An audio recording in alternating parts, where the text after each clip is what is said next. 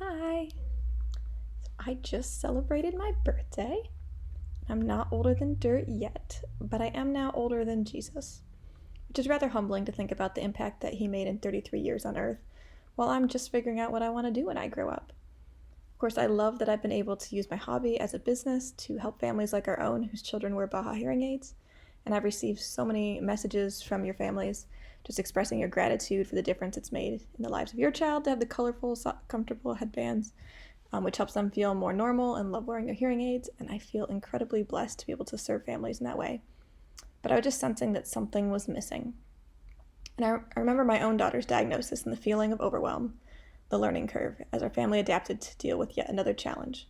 So I love that I've been able to provide a glimmer of hope for families in the midst of that hard season. I think my husband and I had it easier than most families. Dwayne has the same syndrome as our daughter, and I grew up pushing my sister in a wheelchair.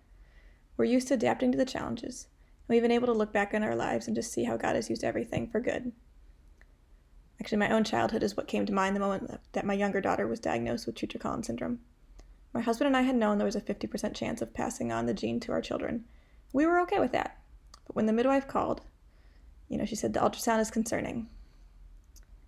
As I listened to her on the phone, I looked over at my firstborn daughter playing happily with her friends, suddenly realizing this would affect her too. And I hurt for her, and I didn't want her to become the forgotten sibling.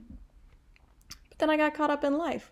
We had a baby in the NICU, the challenges of feeding this little girl with a cleft palate, the surgery, the Baha hearing aids. Then the movie Wonder came out, and our family was invited to share our story at a local elementary school. So Dwayne talked about growing up with a craniofacial difference and hearing loss. I shared about falling in love with Dwayne and realizing that it was because of everything he had gone through with Treacher-Collins syndrome that made him into the man I loved. And then we shared about the birth of our younger daughter, who also has craniofacial differences and hearing loss. And we ended by asking if anyone had any questions. Our older daughter was 4 years old at the time.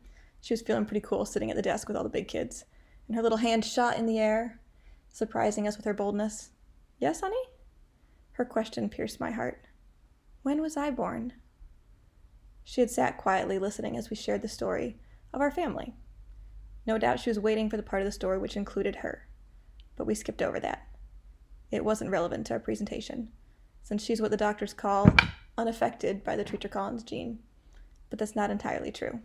Genetically, she's not affected, but she's affected in every other way. Health challenges of one or two family members affects the whole family, and unfortunately, oftentimes the healthy siblings are overlooked and forgotten. I had experienced that firsthand growing up as a forgotten sibling, in a world that seemed to revolve around my sister and her needs. But how could I forget my own daughter? So I asked myself what I could do to help her feel more valued. The obvious, like include her in the story of our family. And little sister wore hearing aids just like Dada.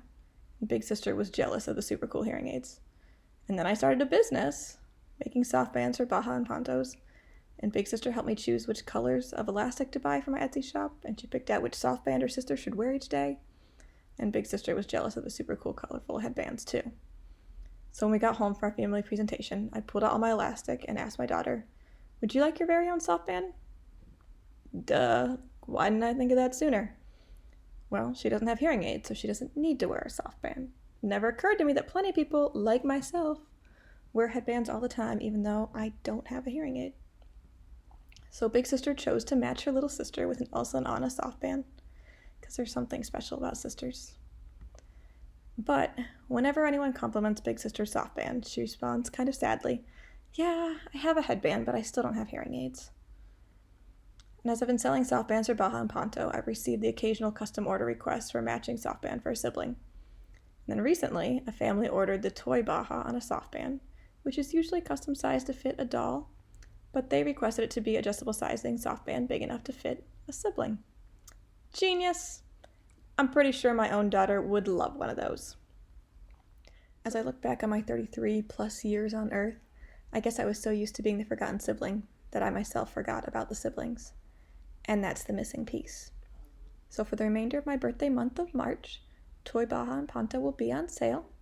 Normally they're on a softband custom sized to fit your child's favorite doll or stuffed animal, or the sibling's doll, or the sibling themselves. So in ordering, you write in the doll's head measurements, or you can write in your child's head size, and include the word Sibling Softband, and I will make a softband with adjustable sizing big enough to fit that special sibling. So, happy birthday! If it's your birthday, it's my birthday, happy birthday to me, happy birthday to you. Yay! Have a great day.